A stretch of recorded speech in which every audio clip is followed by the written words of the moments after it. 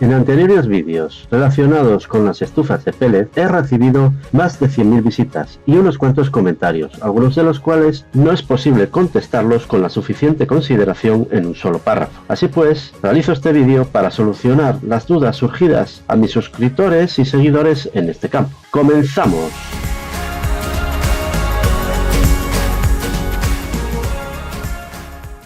Observo en internet vídeos de instalación de estufas de pellet en los que se cometen errores, algunos de ellos graves. Aparentemente, la instalación, en lo que concierne sobre todo al montaje de los conductos de humos, no tiene gran complicación, pero es necesario que los técnicos encargados posean ciertos conocimientos de instalaciones térmicas, además de conocer la normativa aplicable.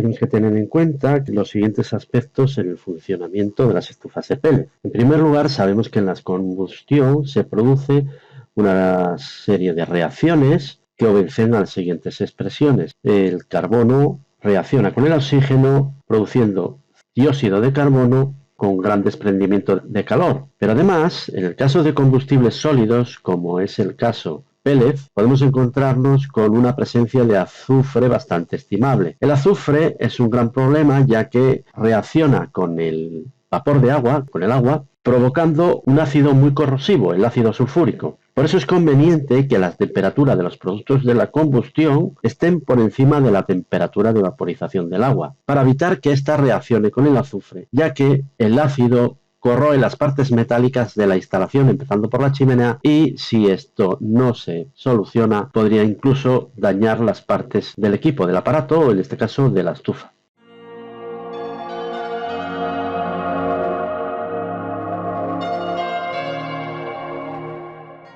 El tiro es provocado por la diferencia de temperatura entre los gases de la combustión y el aire exterior. Esta diferencia de temperatura entre el interior y el exterior de la chimenea determina una depresión térmica que es mayor cuanto más alto sea el conducto y cuanto más alta sea la temperatura de humos. El tiro del conducto debe ser el adecuado para vencer las resistencias del circuito de humos, codos, test, tubería, para que los humos producidos en la estufa durante la combustión sean aspirados y dispersos en la atmósfera mediante el conducto de evacuación y el conducto de humos. El exceso de tiro provoca sobrecalentamiento de la combustión y pérdida de eficacia de la estufa. El consumo de pelos aumenta y provoca la emisión de humos contaminantes. Por el contrario, un tiro insuficiente disminuye la combustión, enfría la estufa, produce revocos de humo en el ambiente que disminuyen la eficacia de la estufa y además son los causantes de incrustaciones en el conducto de humos.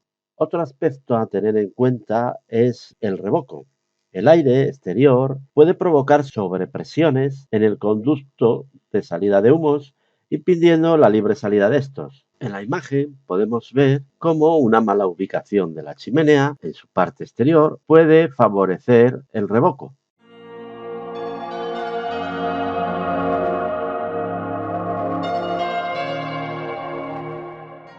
Una vez seleccionado el lugar idóneo de la estufa en el interior de la vivienda, debemos respetar las distancias mínimas tanto a la estufa como al conducto de evacuación de humos.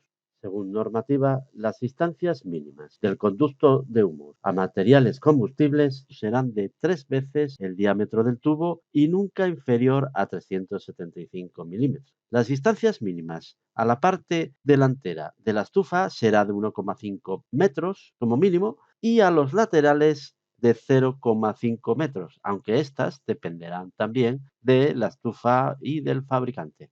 El tubo de conexión es la parte de la canalización que une el aparato, en este caso la estufa, con la chimenea. Por lo general es un tubo de 80 milímetros de diámetro en la mayoría de los casos. Deben emplearse tubos telescópicos conjunta, totalmente homologados como el que se muestra en la figura. La longitud máxima y el número de codos permitidos en este tramo de la instalación se especifica en el manual de instalación del equipo, pero por norma este tubo no debe superar los 6 metros de longitud, teniendo en cuenta que cada cambio de dirección, codo o T, equivale a 1 metro de longitud. Los tramos horizontales deben tener cierta inclinación, es decir, dirección ascendente, tomando como referencia el sentido de circulación de los humos.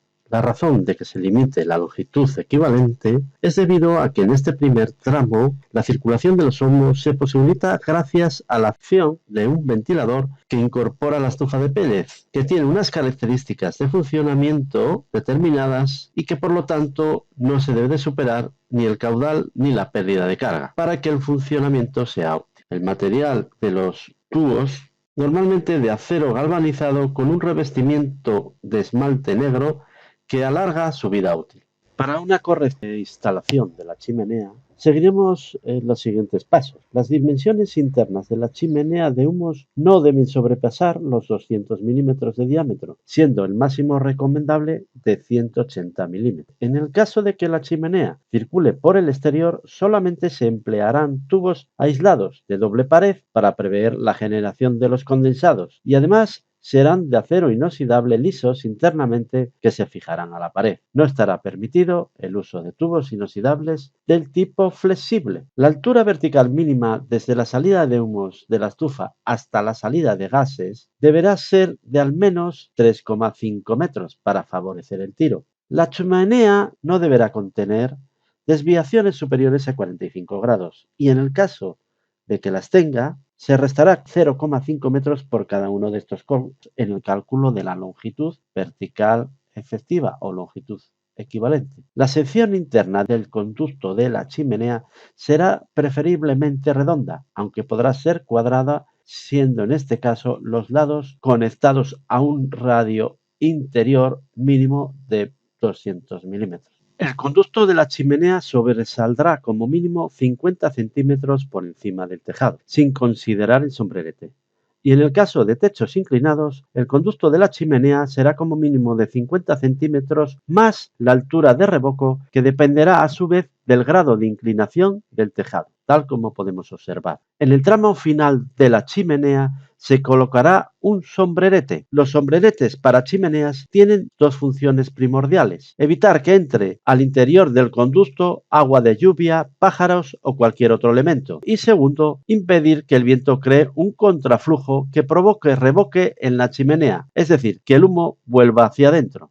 Por último, instalaremos el conducto para la toma de aire exterior, con un codo justo en el extremo final enfocado hacia el suelo y con una rejilla de protección. Podemos prescindir de la toma de aire exterior, pero en este caso deberemos colocar una rejilla situada lo más cercana posible a la estufa y que comunique con el exterior, que tenga como mínimo una superficie de 80 centímetros cuadrados y que no sea obstruida por ningún objeto. En caso de que existan en la misma sala que la estufa otros generadores, como por ejemplo campanas de cocina, la superficie de la rejilla será mayor. En todo caso, la depresión en la instancia no deberá superar los 4 pascales con el fin de abastecer de aire a la combustión de forma correcta. Otra opción para abastecer de aire a la combustión es la solución que permite la normativa francesa, consistente en conductos de humo de doble pared. En este caso, el aire se toma de la pared concéntrica que abraza al conducto de humos. Tiene la ventaja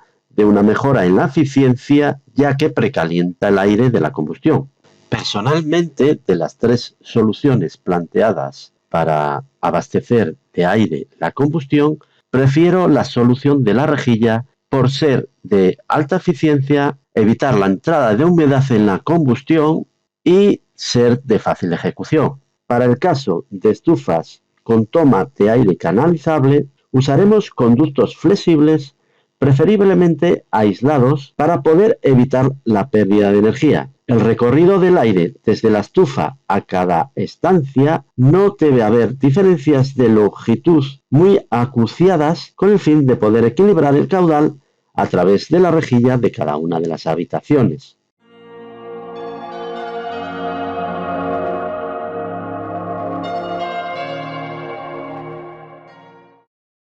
Esta imagen error que se comete es el no utilizar conductos tubería aislado en el exterior de la chimenea. En esta otra imagen observamos que el tramo horizontal, además de ser demasiado largo, está inclinado hacia abajo, lo que es seguro que provocará problemas de tiro. Aquí, en cambio, podemos observar una altura insuficiente de la chimenea, por debajo incluso del alero del tejado, lo que provocará el ya conocido fenómeno de revoco.